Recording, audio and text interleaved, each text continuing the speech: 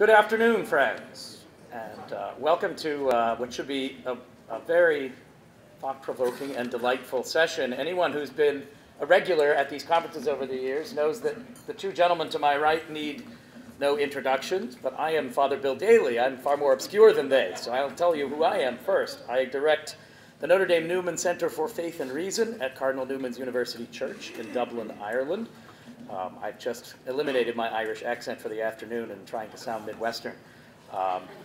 It's my pleasure to introduce both of these men who have become friends of mine over the years. I remember first meeting John and realizing he had a special way about him many years ago at the University of Portland when you gave, I think, our inaugural university lecture of some sort.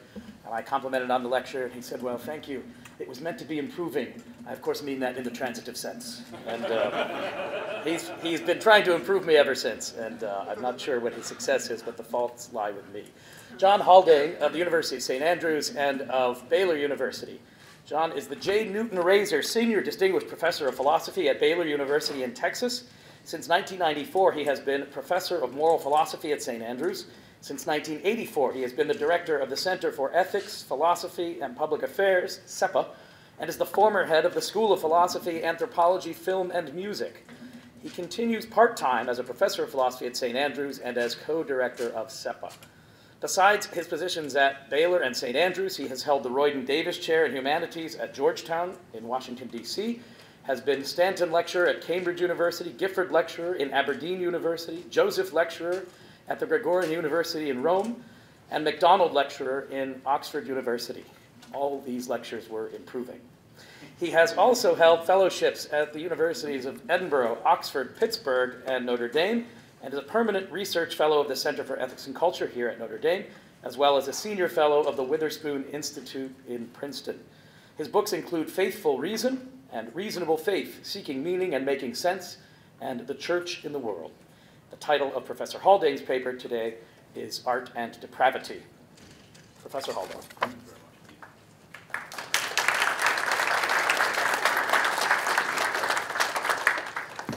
Well, one respect in which things are not improving is that the images, the number of the images and slides and so on increase, which is not an improvement in the respect of efficiency. So I'm going to try to go through these fairly speedily, that we'll dwell on the images that are particularly worth looking at. So this is actually a large topic, a very large topic. And I'm going to be touching on issues that will be familiar to the philosophical, the philosophers and the theologians, to do with the nature of evil, and the way in which the question of evil bears upon the existence of God. But that's not my primary concern. I will say something about that. I'll say something about a famous theory of evil, the privatory theory of evil, and its limitations, as it seems to me. But then I want to say something about depravity in the technical sense, the sense with which Calvin was concerned, and in which perhaps Aquinas has a somewhat similar but also somewhat different view. But then I'm also interested in depravity and the more popular connotation of that. And then I'll say something about art and depravation and evil, and you'll see some images, and that'll all take about 5 minutes, all right? Yeah. So the title is Art and Depravity and Depravation. Now, just look here. So, and this is what I'd like to try to cover. I mean, it's going to have to be sort of 5 minutes on each, really. Aquinas, God and the problem of evil, understanding evil, fallenness, depravity, or woundedness, art and the theme of evil, from depravity and evil to good and to God. And just briefly here, just by way of sort of etymology and just so we've sort of fixed these historically speaking, the day here relates to be wholly or completely. Depravity related to crookedness, distortion, deformity, and then the depravation relating to, actually historically, the use of the term in medieval Latin is really to do with divestment, but it relates to removal, and we'll be concerned with privations in the sense also of lackings or wantings. Good. Okay. So in the right at the beginning of the Prima Pars in question 2, where Aquinas sets out the 5 arguments of the existence of God, he begins, as is the style of this, with an objection to the existence of God. So the Article 3 of question 2 is whether God exists, and he begins with an objection. The objection runs, it seems that God does not exist because, actually, just bear with me one second, because I want to have another version of this in front of me so I don't have to keep looking at that. You can be reading that in the meantime. Okay, here we go. Right, so he says, it seems that God does not exist because if one of two contraries be infinite, the other would be altogether destroyed, but the word God means that he is infinite goodness. If therefore God existed, there would be no evil discoverable, but there is evil in the world, therefore God does not exist. Now, there are some peculiarities about what he has to say there. You would think that what he would say is that the goodness of God would mean not that it would be altogether destroyed, certainly it would be that, but it wouldn't have existed in the first instance. So there is a peculiarity in the thought of that evil might exist, though God would have the power completely to destroy it. But anyway, in reply to this objection, it's a stunningly brief reply. I mean, if you were alarmed by the problem of evil, you would be extremely surprised that Thomas says so little in response to it.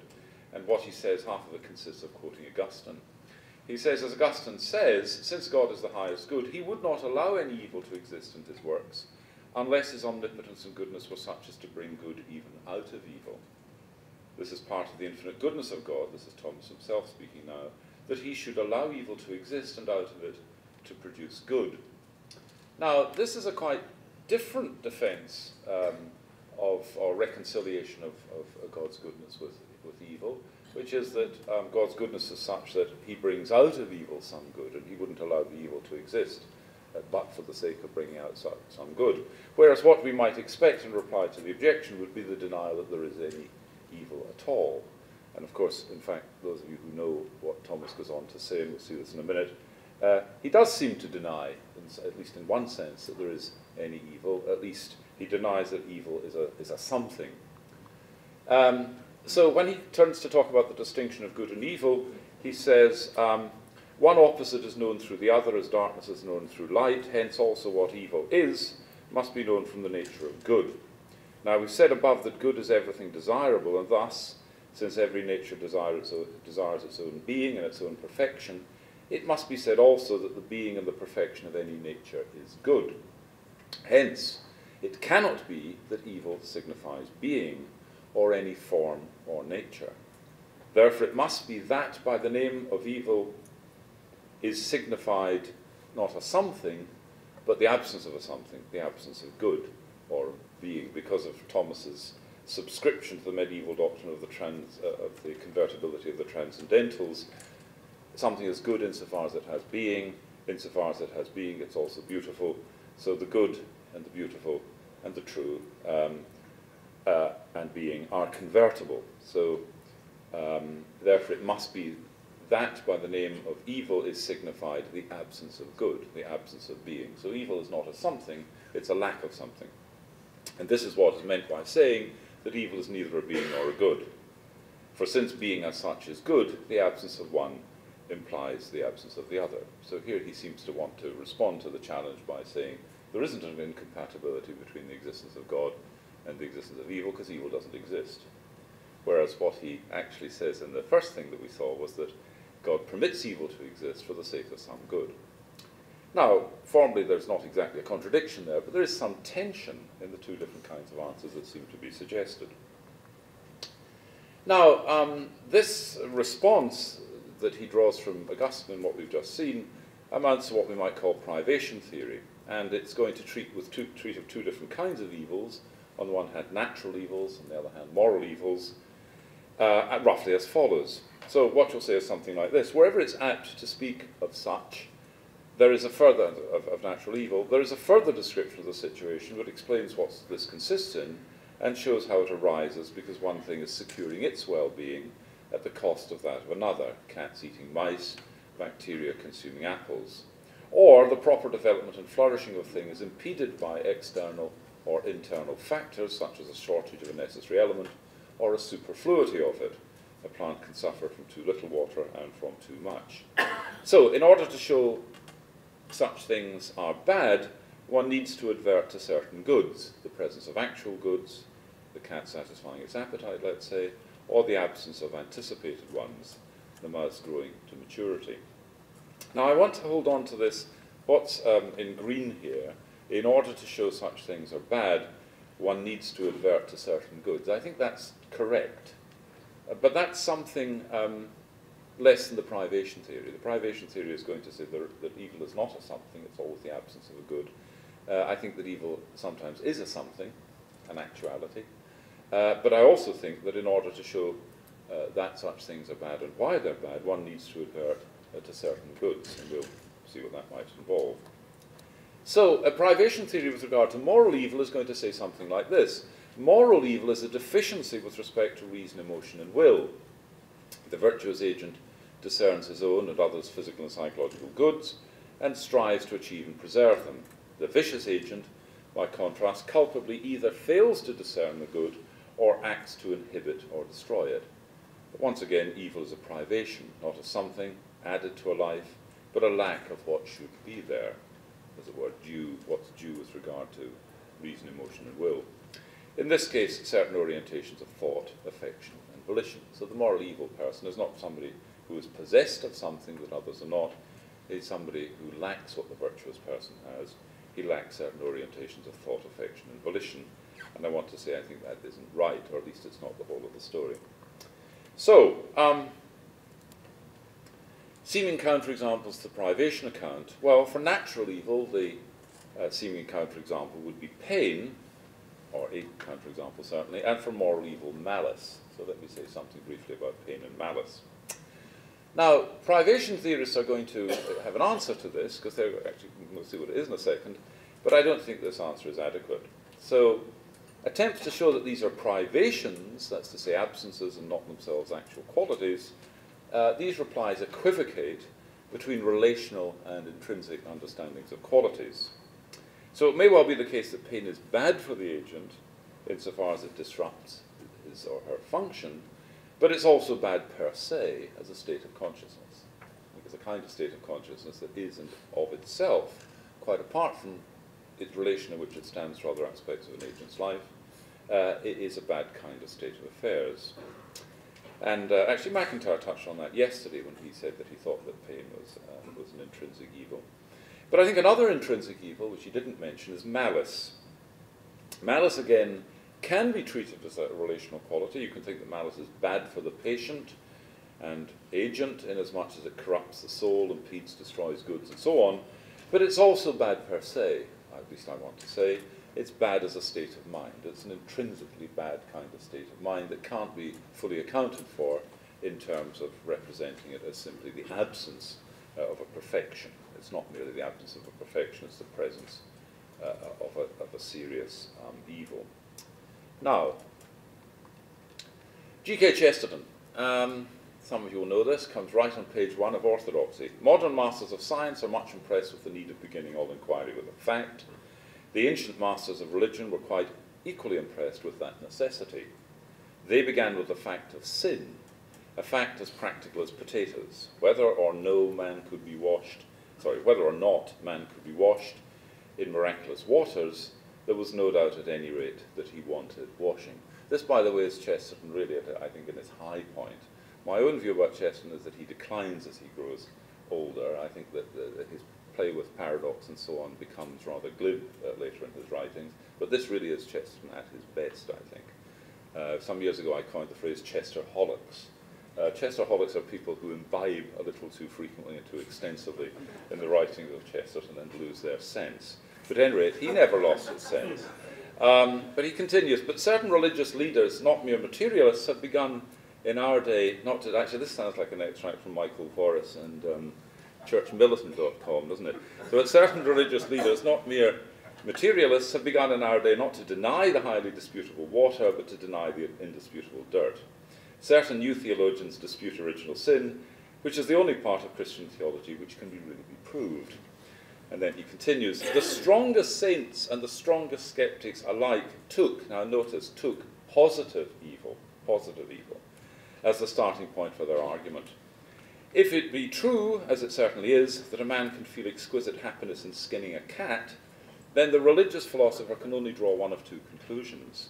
He must either deny the existence of God, as all atheists do, or he must deny the present union between God and man. He must see us as in some sense alienated from God in some respect, as all Christians do, except the new theologians. The new theologian seems to think it's a highly rationalistic solution to deny the cat, and that is, I think, very insightful. Now, fallenness, depravity, or woundedness. So I'm going to summarize 1,000 years of, well, more than 1,000 years, but anyway, 1,500 years of theology into that. So Paul in Romans 5:12 says, it was through one man that guilt came into the world, and since death came owing to guilt, death was handed on to all mankind by one man. In him all had sinned. And of course we get a reference to that again in 1 Corinthians 15, as in Adam all men died, so in Christ are all men raised up again, and so on. Now, Augustine has obviously very interesting and complex things to say about this, but for these purposes I'll just pick this out. He said, I sought to know what wickedness was, and found it was no substance. That's the privation theory. It's not a something, but a perverse distortion of the will away from the highest substance and towards the lowest things. Now, this notion of a distortion, or a twisting, a crookedness, and so on, is what Calvin and others will pick up, because that's what depravity means. Towards the lowest things, the will casts forth its innermost part and swells outwards. So, total depravity, in the Calvinist sense of this, is a consequence of Adam's, which is to say, humanity's sin.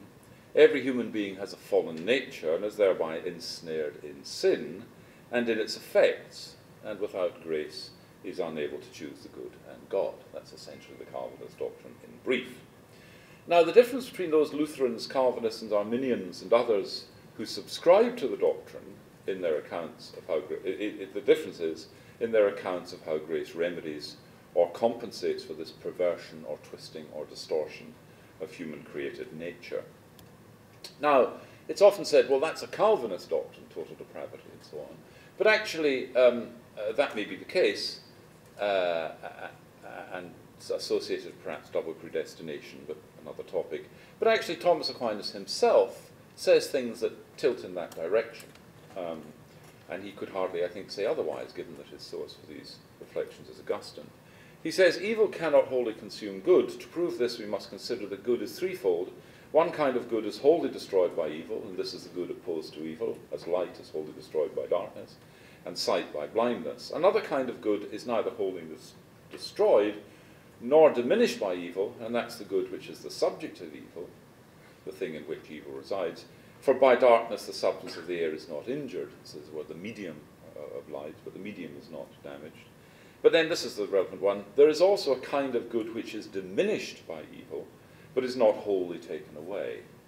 And this good is the aptitude of a subject to some actuality. And he's going to use that as being the basis for his saying that the faculties are diminished but not eliminated. They're not, the good of the faculties is not eliminated. So what does he say? So, Prima Secundae, question 85, Article 3, whether weakness, ignorance, malice, and concupiscence are suitably reckoned as the wounds of nature consequent upon sin. And he means upon Adam's sin. So he says, since there are four of the soul's powers that can be subject of virtue, namely reason, where prudence resides, will, where justice is, irascible, the subject of fortitude, and the concupiscible, the subject of temperance. Therefore, insofar as the reason is deprived of its order to the true, there is the wound of ignorance. Insofar as the will is deprived of its order of good, there is the wound of malice. Insofar as the irascible is deprived of its order to the arduous, there is the wound of weakness. And insofar as the concupiscible it doesn't matter, is deprived of its order to the delectable, moderated by reason, there is the wound of concupiscence. So we are wounded. These different aspects, these different faculties of the soul, these higher faculties are all diminished in some way or another as a consequence of original sin.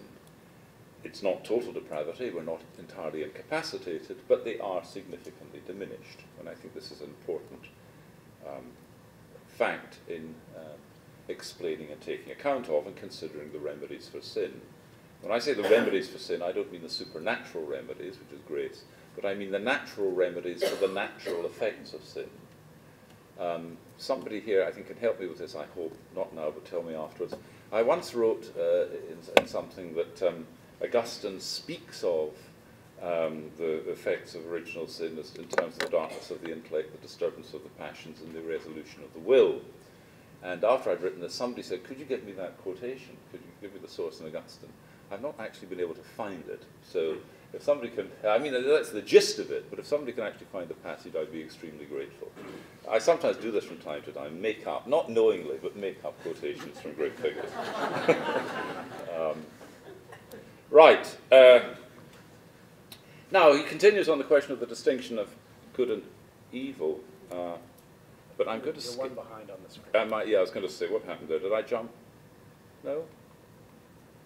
Oh, you're right, yes, I'm sorry. So let's turn now to Melville's Billy Budd. Chapters 11 and 12 of Billy Budd involve Melville in some metaphysical reflections on the nature of evil.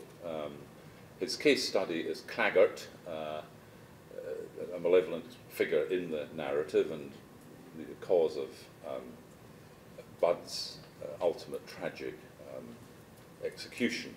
But at any rate, the details of all of that don't matter so much. I just want to quote this. Here's Melville on Claggart, but really I think Melville on evil more generally. He's reflecting on it. What can more partake of the mysterious than an antipathy spontaneous and profound, such as is evoked in certain exceptional mortals by the mere aspect of some other mortal, however harmless he may be, if not called forth by this very harmlessness itself? He's saying there are kinds of people who see in the harmlessness of others a target which they then wish to destroy or at least harm. In a list of definitions, he continues, included in the authentic translation of Plato, a list attributed to him, in that list occurs this: natural depravity, a depravity according to nature, a definition which, though savouring of Calvinism, by no means involves Calvin's dogmas as to total mankind. Evidently, its intent makes it applicable but to individuals. In other words, what Melville is saying is this is not something that's true of human beings in general, this is true of some human beings. And such a one was Claggart, in whom was the mania of an evil nature, not engendered by vicious training or corrupting books or licentious living, but born with him and innate. In short, a depravity according to nature. Now, we don't need to subscribe to the innateness here. I think even if we think this is something that's been brought about in Claggart in some way, rather than being a part of his nature, it is the character of the evil that I'm concerned with, rather than the cause of it or the source of it.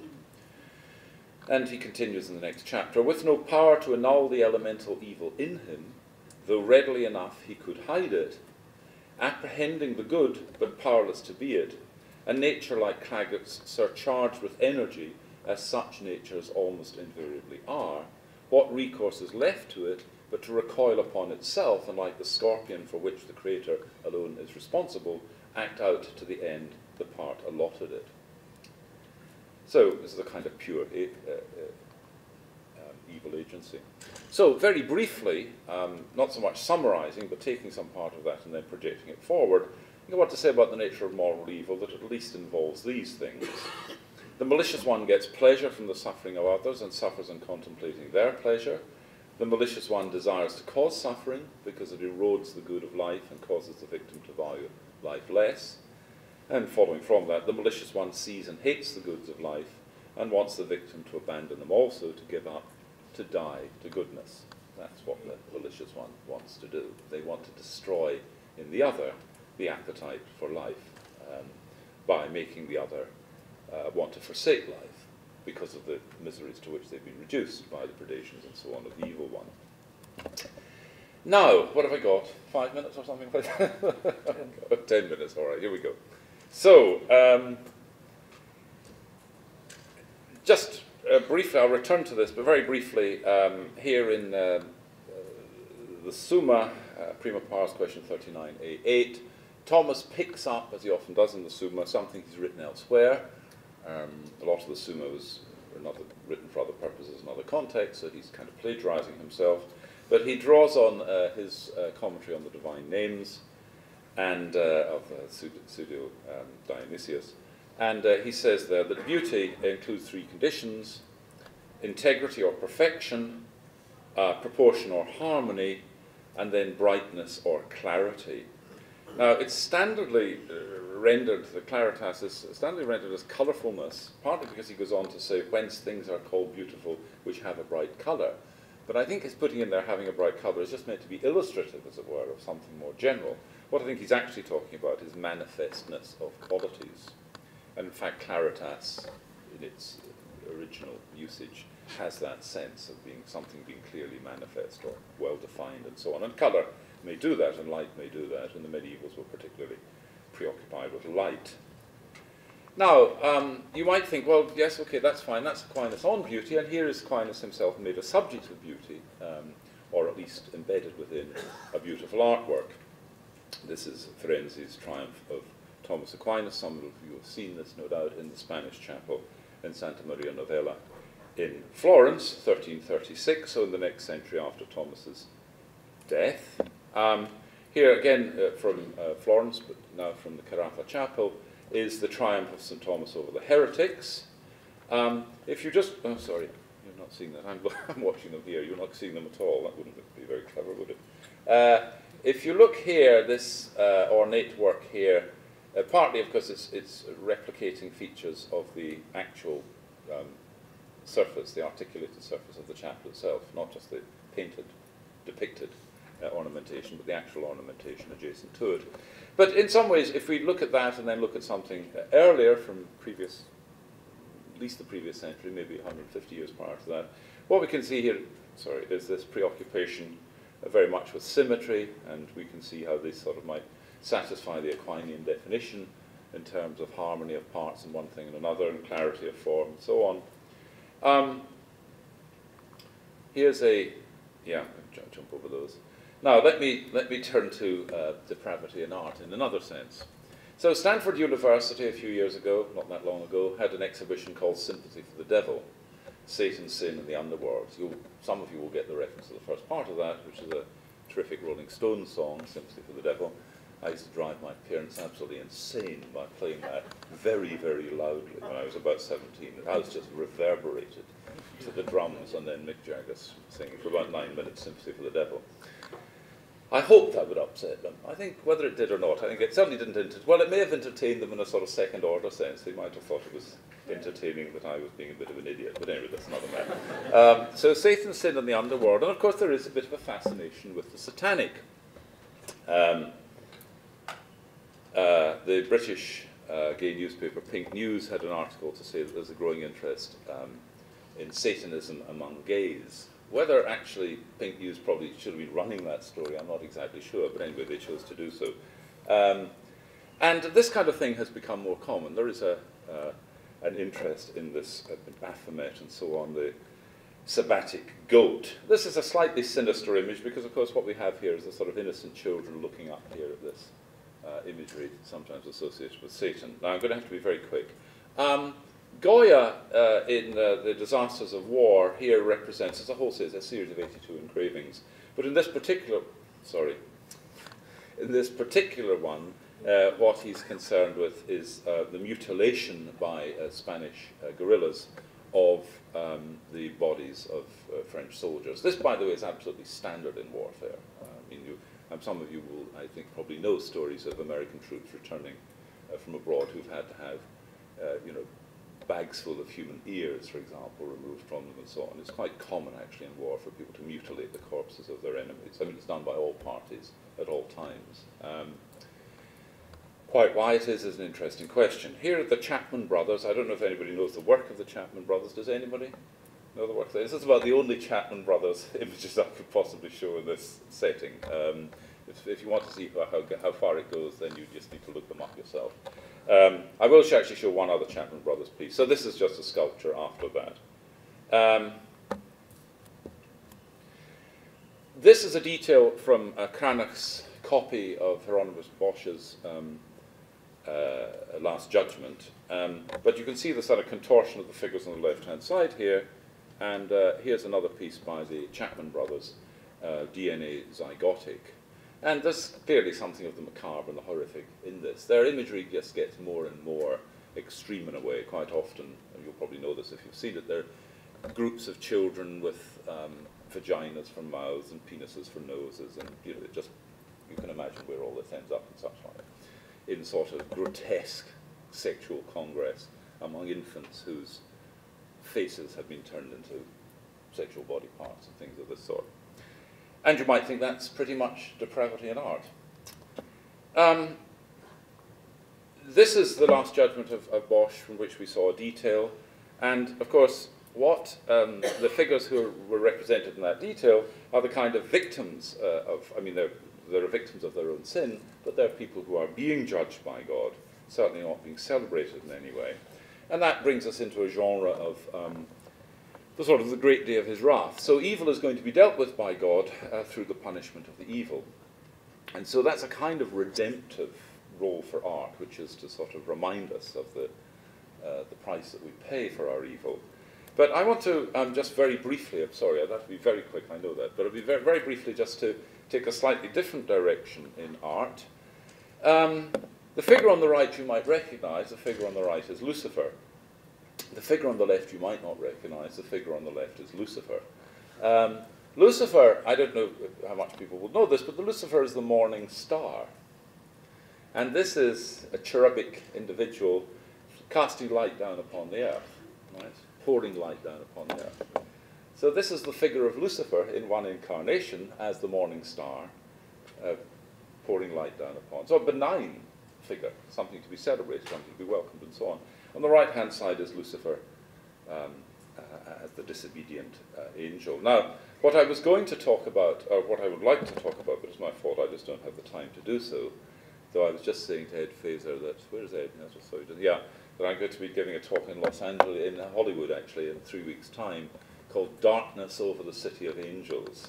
Evil as a theme and vice as a reality in Hollywood. So we'll see how that goes. But in that connection, I'll be talking about The Exorcist, William Blatty's The Exorcist. Now, The Exorcist has been judged by at least one film critic, a significant film critic, as the best film that's ever been made. I don't think it's the best film that's ever been made, but it's an extremely interesting film. What's even more interesting is the kind of story behind it. There isn't time just now, but some years ago I did a series of interviews with William Blatty. He'd read something that I had written, and then he was interested in things I had to say, and I was extremely interested in things he'd had to say. And so we talked for quite a long time about what was behind the Exorcist. And what's behind it is not demonic possession. What's behind it is the Neoplatonic myth that Lucifer is humanity who says to God, look, I want to love you. I don't want to love you as part of my nature. I want to love you electively as a matter of choice. And God says, that will be agony if you seek to do that. And he says, no, I want to love you as an elective act of choice. And God says to him, well, let it be. And there's an explosion. And that's the creation of the world. And we are Lucifer. We are this fragmented spirit. And the history of the universe is the attempt of those fragmentary parts of this spirit, an essentially good spirit, to come together, to be reintegrated as a single being, and on that basis to come to love God. So in fact, in a funny sort of way, Lucifer is part of the economy of salvation on this view. But there's a figure you will recognize if you've seen the film. But the standard reading of the film is one of demonic possession. Now, I'm going to just be very brief because I know my time is up. The role of art in relation to depravity, I think that one of the things about the Chapman brothers, for example, which is pretty unpleasant stuff, is that actually you recognize it as unpleasant. It is, as it were, in an indirect way, a representation of the good. The recoil is precisely a recoil in the recognition of this being an inversion or a distortion of the good. That the sexual organs and the facial features have been, as it were, translated in a way that is barbarous and horrific. So the repugnance of this work is not to be relished, I think. It's something, in a sense, it's a kind of indirect compliment to the good. And that, I think, is related to, I'm just going to have to be I know I keep saying the same thing, but anyway, that's related to a response to the problem of evil. And the response to the problem of evil that's relevant here is that actually the existence of evil is in itself a kind of indirect proof of the existence of God. Far from it being the case that, as it were, evil stands in competition with the idea of a created order, it actually is a sort of manifestation of that. Because what we recognize in natural evil, and in a degree to moral evil, but certainly what we recognize in natural evil, is, as it were, as a disordered good. Now, the question is, I mean, how that disordered good can come about, and much more would need to be said about that. But you could say that there's only disorder against a background of order. So the recognition of evil is the recognition that we inhabit a world that is basically good. But the evil can't be understood other than, as it were, a turning, a fragmentation, or a breaking away from something that is essentially good. Now, just my last 2 or 3 images. With regard to the arts and the positive celebration of the good of the world, it's very typical, I would think, and particularly this sort of environment among people who've come to this conference and come to this conference every year, to look back to the glories of the art of the past and to celebrate that and so on, and to see the art of the present as a kind of decline away from this. I don't share that view. In many ways, my aesthetic sensibilities are conservative, but I'm also rather celebratory of the avant-garde. So I just want to end by showing you a couple of images of work of contemporary artists that I think is outstanding. I will show you them if I can press the right buttons. Yeah, coordinate my hand. So this is a beautiful piece, I think, by the English artist Richard Long, who is, I think, one of the greatest living, certainly British artists. A Circle in Antarctica, 10 Days in the Heritage Range of the Ellsworth Mountains, 2012. And what this consists of is just gathering snow. This is just compacted snow. This circle. There's a lot one could say about this. I mean, it's compositionally attractive. I mean, there's a sort of inversion of the darkness of the exposed rock in the back and the halo of white that is brought to the foreground and so on. But it is, as it were, it is art purified to the simplicity of the most elementary kind of drawing, in which there is no medium except the world itself.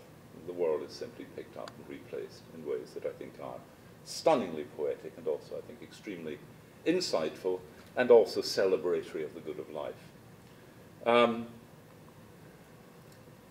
Since that's a sort of artist dealing with nature, I just wanted to end with an artist who's dealing with, not with nature, but with the constructed world, another kind of world, another world made by the artist. This is work, Richard Long's a Turner Prize winner.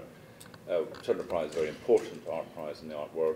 This is a work by another Turner Prize listed artist, he didn't actually win that year, called David Tremlett. It's actually 2 works. The work on the left-hand side is in the Kunsthalle in Hamburg. It was a big exhibition of his work there.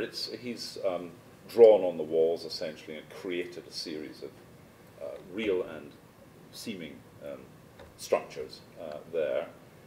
But the one on the right-hand side, so as it were, just in evidence of putting my money where my mouth is, the picture on the right-hand side actually is in my house, or one of my house in Scotland. This is a piece that shoots up through the ceiling of the there, and so I'll take you back to it there. And you see it on the right-hand side. This is, I think, a wonderful celebration of life and of the good order that well-designed composition can bring. And I think that in a way we can turn to art both to reveal the privations and the depravity of life, because that's what the Chapman brothers are about in part, but also, as it were, to see what a created, well-ordered world might look like. Not in this case, I mean, it's a fragmentary world, it's a partial world, it's a set of images and so on. But at any rate, that's, and with that I'm going to stop. Thank you very much indeed.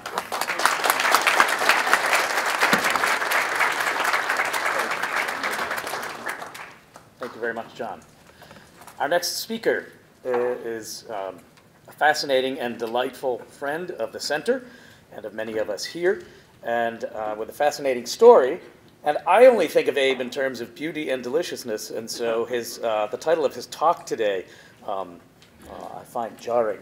But Abe Schoener is the founder and winemaker at the Scholium project.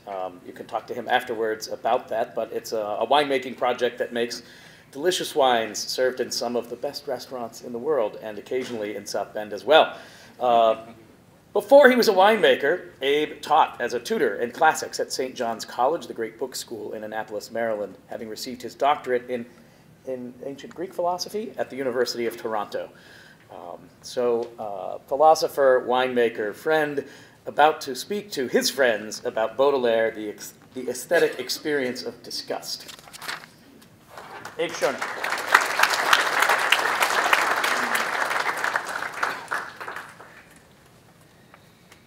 It's such a pleasure to be here. It's almost ineffable. May I have water? I'm not going to speak at great length, but I'm going to speak on some things that follow very much from what John was talking about. Some points of intersection. And then I think something pretty new and distant from what he was talking about.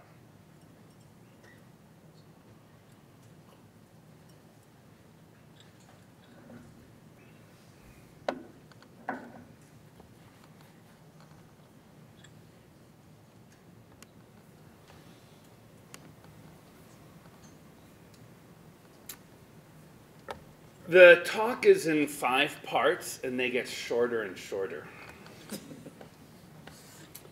I'll take as a point of departure a claim that I put forth without argument or even expatiation the last time that I was here, and that is that there is only one question, the resurrection of the flesh.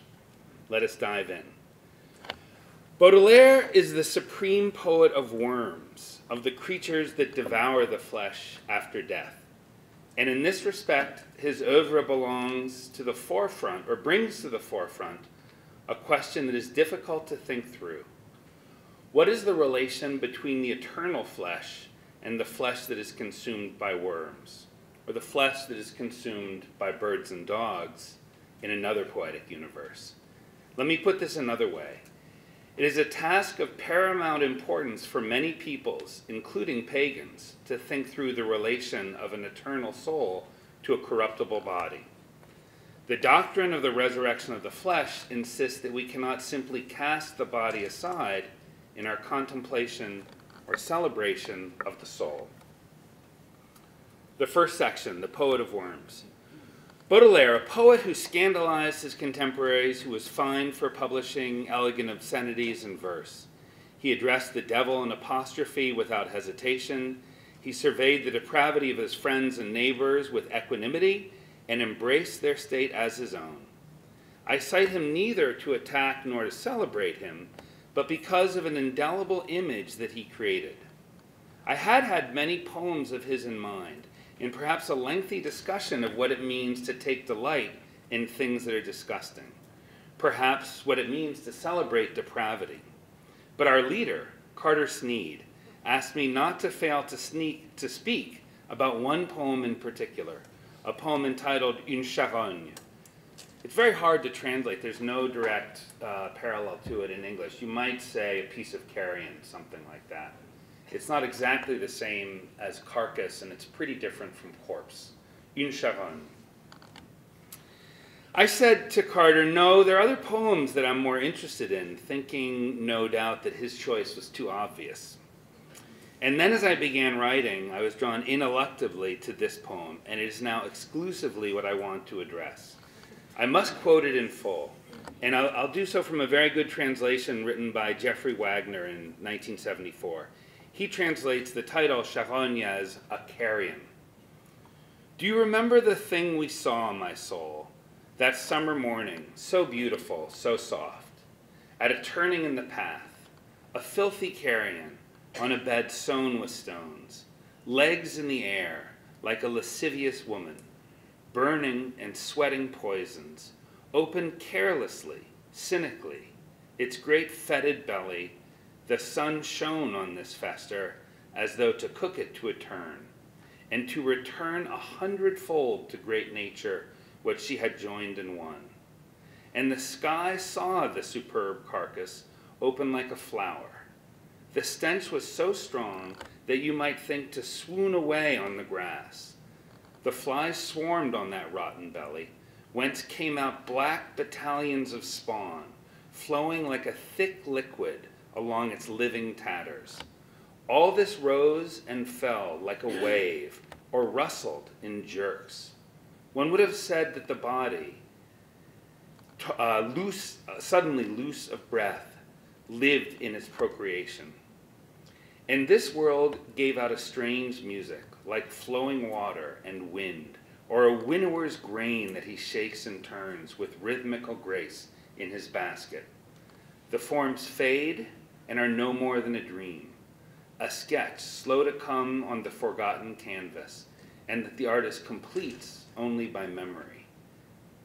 Behind the boulders, an anxious bitch watched us with her angry eyes, spying the moment to regain in the skeleton the morsel she had dropped.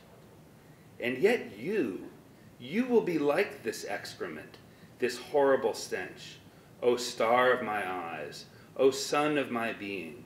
You, my angel, my passion, yes, such will you be, O queen of gracefulness.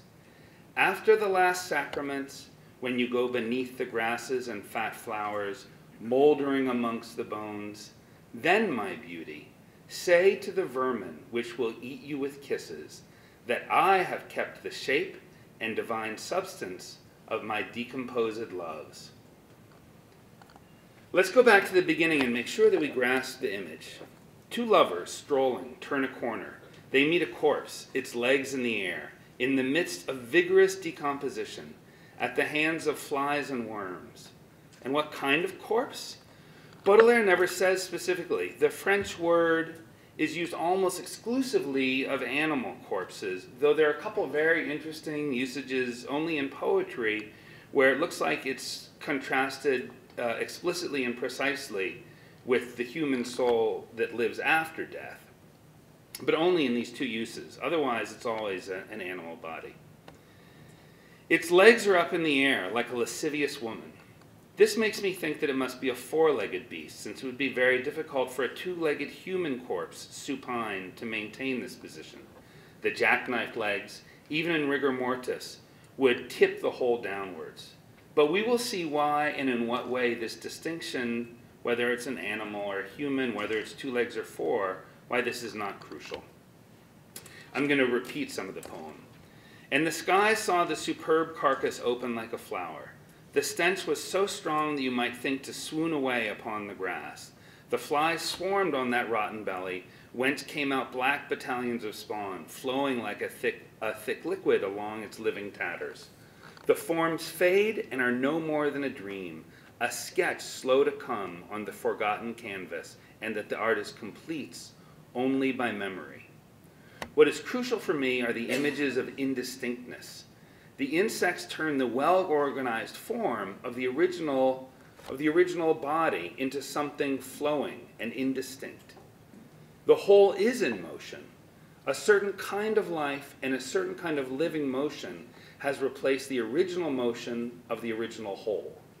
I want to emphasize that this is, strictly speaking, not an image of transformation. It is not the case that one thing is transformed into another. Rather, it is an image of decay, dissolution, entropic motion. One might even say of destruction. Destruction is good, a good choice of words, because it emphasizes that what is happening is not intransitive. It is not simply the case that the dead thing is falling apart, that it has simply lost some internal principle of organization. No, it is being consumed by swarms and armies of other organisms that are themselves well-organized being. The carcass, though it still has legs, has no unity, no integrity. It is no longer one recognizable thing, and so no surprise that Baudelaire never specifies what kind of corpse it is. All that counts now is that it is seething with some other being's motion, a grim, one could say, depraved puppet.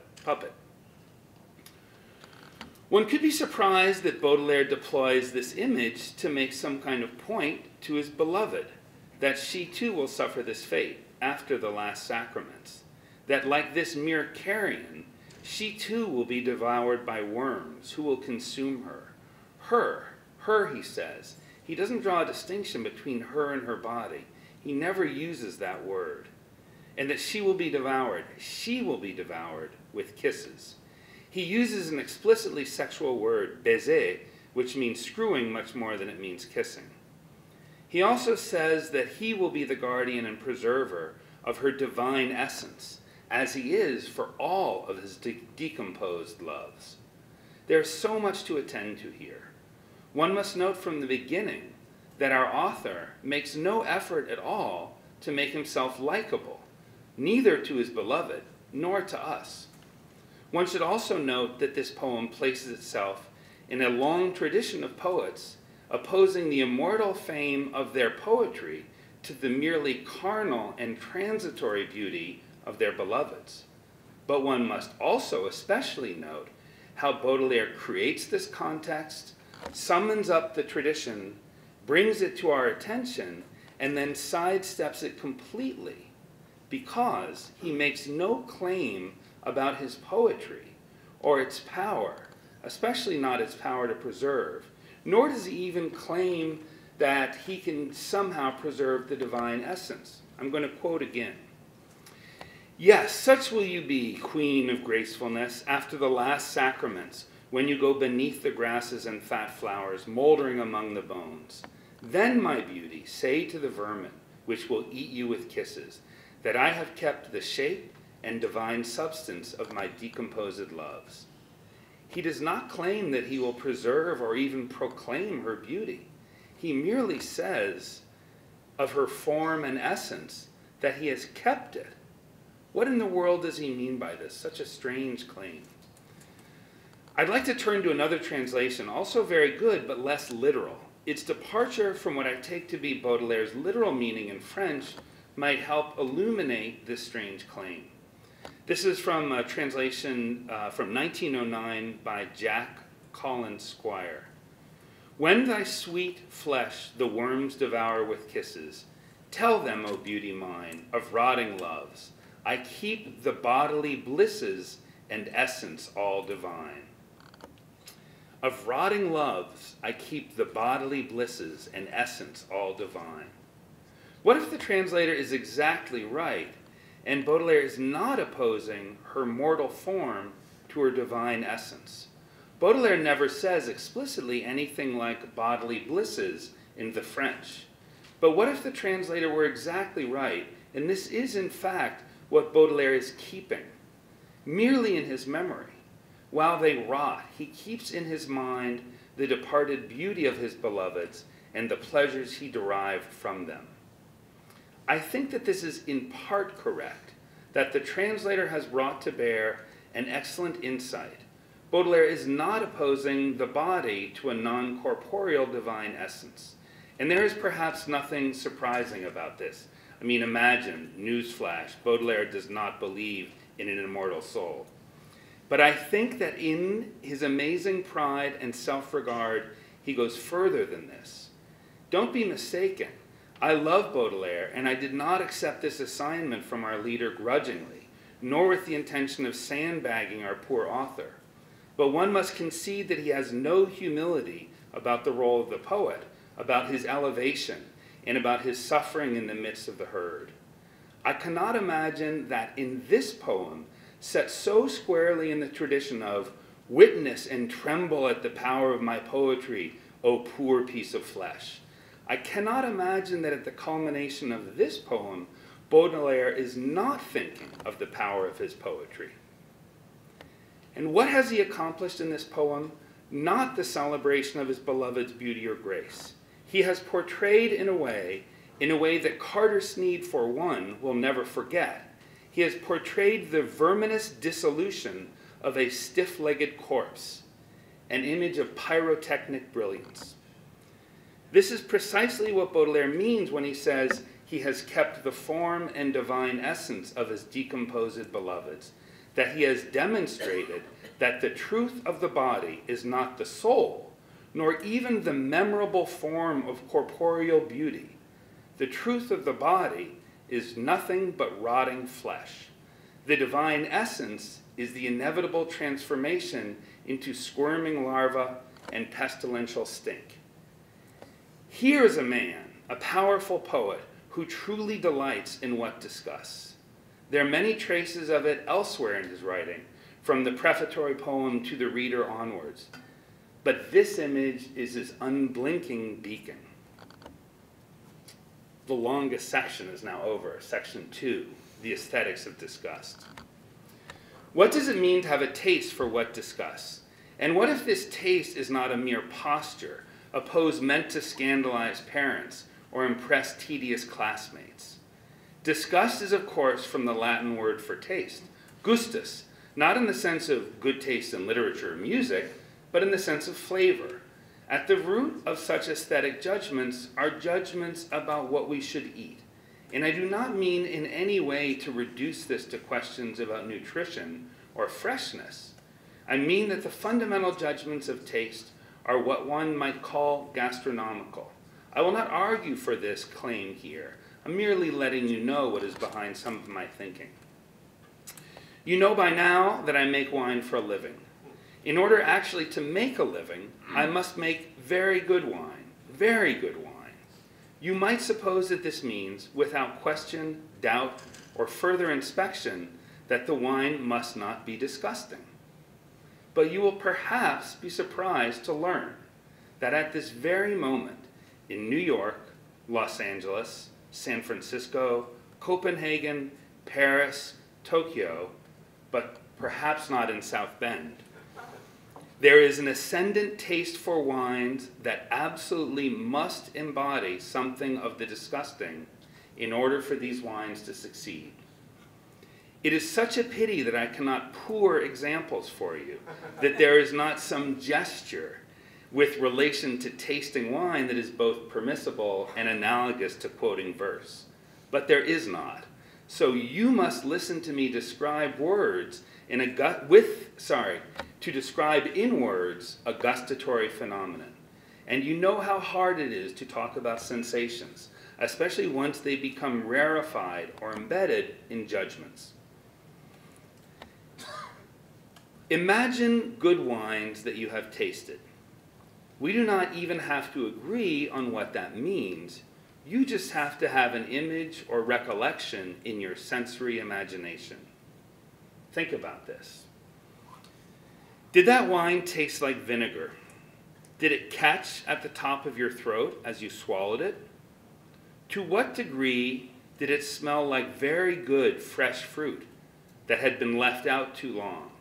Perhaps like expensive raspberries that you had hesitated even to buy, and that you had then left out, unconsumed, perhaps one night too many. To what degree does this good wine smell like an apple that you'd taken a bite from, but that you then left in your jacket pocket, distracted by some task when you intended to eat it? To what degree did the wine smell like a jack-o'-lantern on the fourth morning after you had carved it, when you walked past it on the way to work, and suddenly you catch something not entirely pleasant that suggests, like a piece of fish, that perhaps it's been on the porch too long? Here's what is perhaps surprising. All of these sensations are now sought after to various degrees by the new generation of wine buyers. All of the sensations together or in various combinations, for sure with a preference for several of them at once, and not just one. There's even a taste for the smell of shit in wine. Cow shit, horse shit, baby poop, all kinds of shit. And this does not offend me. All of the sensations are not only natural to wine, traces of totally normal processes. You could call them moments or even components of any wine. But not only this, they can be found in the best wines, in well-made wines, delicious, not in any way disgusting. But in these wines, these sensations are merely traces or moments. They're delicate elements in balance with other elements or with each other, hiding below a complex surface. More notes in harmonious chords than even in a sonorous polyphony. They disappear in their interplay with each other and with other elements like fresh fruit. sliced apples, but not forgotten ones, leather, cut grass, drying wheat. And I'm not about to claim that some flavors and aromas are better than others. The most important thing that I have said is to introduce the musical analogy. The musical analogy that points to the interplay and subordination of parts to a whole. The most important thing is to draw a distinction between the still distinct notes in a polyphony and the disappearing notes in a chord. And then for you to use your sensory imagination to construct something one step further. Now construct an image of a wine where the vinegar or the shit does not disappear into a complex whole, but stands out on top in a descant to the other notes, nearly a solo, but for sure a command performance. This is thus not just a new model for the flavor or smell of wine, but for its structure and architecture. To put it simply and clearly, what this new aesthetic demands is precisely that rot, decay, be sensible. It is in this respect a taste, a gustus, a taste for decay. And now let me say what I think is really good, kind of amazing about this new aesthetic. It is very knowing. It is a taste bound up with knowledge, and even better, bound up with a knowledge of the origin and nature of its object. A taste that, even if it is unself-conscious and unarticulated, is a taste that is tied to the genealogy and even to the ontology of its object. It is as if this aesthetic demanded that the object, wine, proclaim its origin and nature. Wine does not, in general, announce this, neither the best wines nor everyday wines, especially when they are clean and beautiful or noble and elegant. The beauty and nobility stand in opposition to rot and decay. But what is wine but the result of a very natural process of decay? Microbes attack fresh fruit. We're good. Thank you. I noticed that John mentioned it in one of his slides. An apple, was it? An apple and bacteria? Microbes attack fresh fruit, and through their invisible but still sensible activity, transform it into something utterly different, wine. A liquid that is now quite stable, not really subject to further rot, where alcohol has replaced sugar, and where many other molecules, each determining various tastes, smells, and other sensations, have been changed, rearranged, recombined into new arrangements, yielding utterly new tastes, smells, sensations. Vinegar is one of these. The tired smell of apples is one. The overdue pumpkin is another, even baby poo. All of these are the results of microbial activity. And in the wrong temporal series, or in the wrong combination or proportion, all of them are simply rot. The peach that rots in your fruit bowl is also fermenting. You can probably smell the small degree of alcohol if you pick it up. The same is true of making cheese or even of making ham. The distance between a delicate, delicious thing that you serve to friends and something spoiled that makes you hold your nose while you walk it to the garbage, that distance is truly microscopic and depends not on whether the microbial activity has taken place at all, but on the very precise form and timing of that activity. And what the new aesthetic in wine demands is that this microbial activity, in its proximity to rot and decay, no longer disappear, but that it achieve prominence, that the bacteria are no longer relegated to the chorus, but that they get their solo. The new aesthetic demands that one sense the microbial origin of the wine. I'm going to pause and leave my text behind so I can get to the end, which I am so, I suppose, delighted by that I can't imagine casting it aside. So we're going to rush to it, and I'm going to present my thinking in outline. And this is what I would have said at somewhat more length and in a more elaborate way.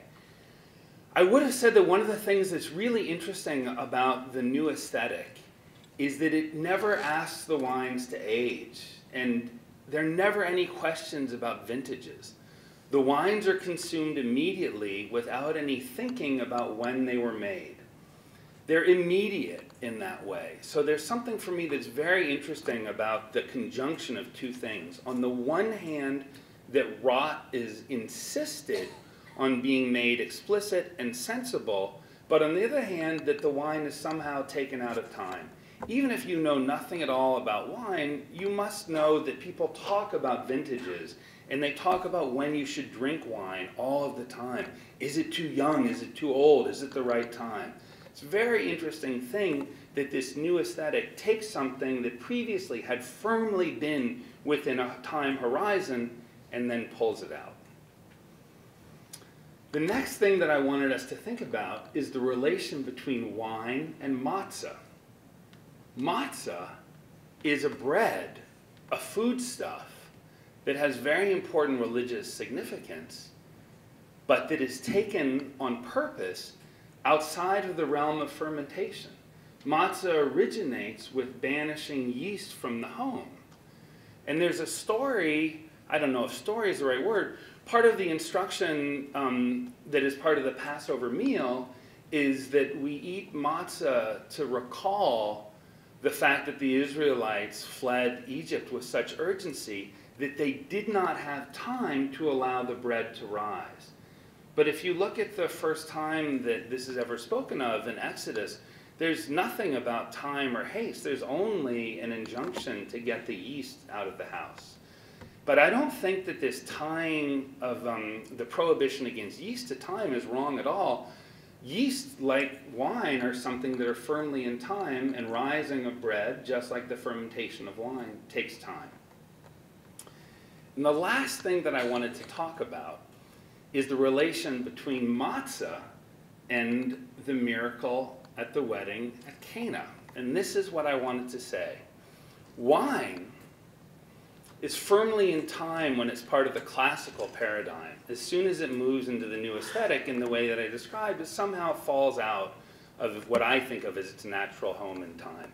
Matzah has exactly the same role. You can't say anything about how old a piece of matzah is. Think about that. It could be last year's matzah or 5 years before, or it could have been brought to the house yesterday. They all taste the same. Matzah is out of time precisely because of the way that fermentation has been banished from its origin. Now think about the way that the miracle at Cana begins.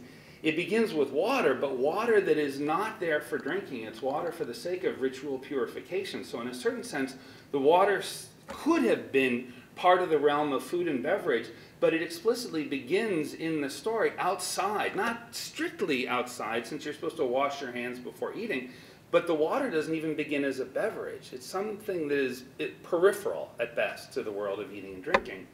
And water is also something that doesn't spoil. And so what is so interesting to me is that Jesus takes something that in a certain sense is outside of time and then transforms it into something that is within time, within a temporal horizon. And the last thing that I want to say, tying all of these things together, is to ask you to think about in what way it is true and in what way it is not true that wine is the resurrection of fruit. Thank you so much.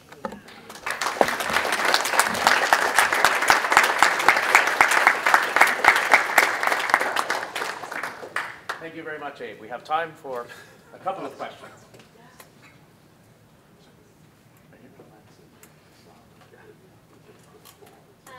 My question is for Professor Haldane. Yeah.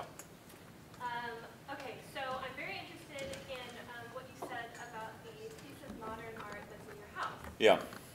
Because I've been reading Iris Murdoch, and in a book called A Fairly Honorable Defeat, her salvific character, or the character that's supposed to represent the good, as in a lot of her books, is somebody who's extremely disordered.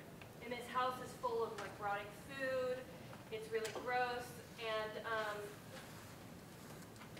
we hear that Iris Murdoch's house is like this also, and she's written elsewhere about how she's really quite skeptical of people who have focusing Yeah. too much on the nice and not on the good. But it's interesting that you say no, that there's a nice order that comes out of, that there's an importance of order, and there's an important place of order, especially within people's homes, that might be uplifting. So I wonder what you would say to Iris Murdoch about neatness. Well, Iris Murdoch notoriously had a somewhat chaotic home, and perhaps possibly not quite as chaotic as Elizabeth Anscombe's home, if I think of a philosopher who was connected with her. That I think it was Philippa Foot reported once that it was Philippa Foot, it might be Michael Dummett, I can't remember.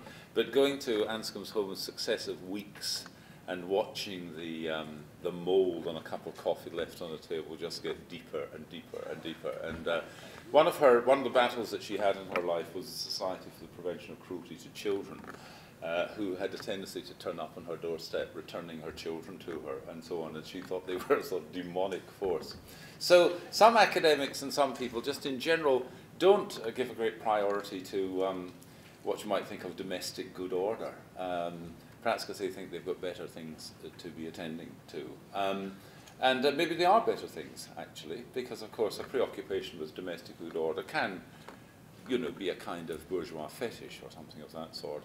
But I suppose what I was wanting to do, actually, I was trying to adjust on this, so I can't, so I'll just give you the reference. Now, you've heard this already, because I've played this to my McIntyre class in the Baylor. But if you go onto YouTube and listen to Jeff Beck, People Get Ready, it's about a 6-minute recording and so on. It's a brilliant recording. Jeff Beck is the greatest living exponent of the electric guitar. But at 3:07, 3 minutes and 7 seconds into this performance, the pianist crashes out of the key, and and Beck's face is just completely, he sort of looks as if because he's well known as a perfectionist, and he looks as if to say, what the hell just happened? And what happened was that the pianist was moving what's sometimes called going outside, so he's using notes within the range but not part of the key and so on, but he does it dramatically in a way that just makes it sound like the whole thing has collapsed. And for the next 2 minutes, do you remember watching this? We were in the class, yeah. So the next 2 minutes, what you see is Jeff Beck trying to recover. He has to reorder his music. He's an astonishingly accomplished guitarist. He has to just reorder, pull the whole thing back into a kind of shape. Now, I think that sort of represents in some way, I'm not really dealing with Iris Murdoch, but what I think that represents as far as I'm concerned, and partly I think there's a connection here actually, because as you came to sit down, I was just saying, do you know Manzanilla Posada, which is a kind of, some of you may know this, is a kind of sherry that is grown under a mould, a floor, a mould, and so on. And it's very distinctive. It's a particularly exquisite sherry. It's very dry, but it has a kind of mouldiness. And that really is part of the delight. I mean, it's probably the best sherry you can drink if you, sherries can be terribly sweet and so on, but I think this Manzanilla Posada is particularly fine sherry. And there is something about the juxtaposition, as it were, of disorder and order, and the unexpected as well. In the Fleur de Mal, of course, he begins, you didn't quote, but you referred to the prefatory verses in which I'm not, this is from memory, but he talks about sort of, sort of rape, brutality, destruction, and so on, and the beauty of these, and how this is going to be made the subject of what he's going to discuss, and so on. Now, I don't know what Baudelaire was about, and that's a larger question, but I do think there's an interesting juxtaposition that can be taken, that can be located in the context of literature, the visual arts, and other media, and so on, aesthetic media, in which it's not just that I think that the chaotic or the seemingly disorderly is a kind of tribute paid to order, it's a way of actually getting us to see order in a way, or recognize something that we otherwise take for granted. And so, Wittgenstein says that nothing is hidden. And Chesterton, a great theme of Chesterton, was trying to sort of bring to our attention what we already know, the obvious. But of course, we've ceased to know it. It's not that it's concealed, it's just that we're utterly familiar and so on. And bourgeois habits can intensify that familiarity and not allow us, as it were, to see these interesting juxtapositions. But I think that in a way, Baudelaire perhaps, the Chapman brothers and others, I don't know about Iris Murdoch, a larger, more complex story, that part of what's going on here, I think, is actually bringing us to a recognition of order through, as it were, the juxtaposition of the disorderly, the chaotic, the something that is outside the bounds or limits of what we would ordinarily recognize as acceptable. My general point is, as in the case of the arts, so in the case life more generally, that actually evil, in a way, or the twisted, the disturbed, and so on, actually are a way into seeing order, right? That it's because in recognizing it as disordered, we see it against a background that we otherwise hadn't perhaps noticed. And so, you know, what is it? Again, Chesterton says, you know, in human affairs, you must first of all know the cure before you know the disease. That really you have to sort of have a sense of what good order is before we can recognize what disorder is. Sorry, I should have put that slightly differently. Anthony? It's the recognition of disorder that brings to us the understanding of the necessity of understanding what order is. Anthony Monta, one last question. Dutch still lifes often include flies, Yes. rotting fruit, memento mori. Yeah. Is this meant to jar us into recognition of order, or is No. the interjection of this is for both you and Abe? Yeah. Because I want Abe to Yeah. say something too about the business of time. So those are moments in still lives when the temporal comes searingly into it. So maybe these ones are not, you know, the most immediate. Maybe they're not bound up with the immediate. Maybe it's something to do with terror. Well, I'll just say one sentence and you can finish. The role of those is representation. It is memento mori. It's to remind us of death. There's not a juxtaposition here within, as it were, the composition between the orderly and the disorderly. Often the rendering of these is quite exquisite, as exquisite as the detailing of the petals of the flowers and so on. So I think there it's a question of representational content. It's reminding us of something of death and so on. Whereas what I'm more interested in is a different kind of aesthetic, the aesthetic in which, as it were, the disorderly jars with the orderly, not at the level of representation, but at the level of what is represented, as well, the nature of things themselves. And the very small thing I want to point out, this was not clear in the translation that I gave of Baudelaire. There is no more formal poet, no more orderly poet in the French language than Baudelaire. I want to thank both of our speakers. A great preacher I know. A gift you gave us was not finishing your talks, right? Because a great preacher I know used to say to me, cut off the last quarter of every homily, stop the arc here, and people will leave the room still having to think. And you've given us much to think about, so we thank you.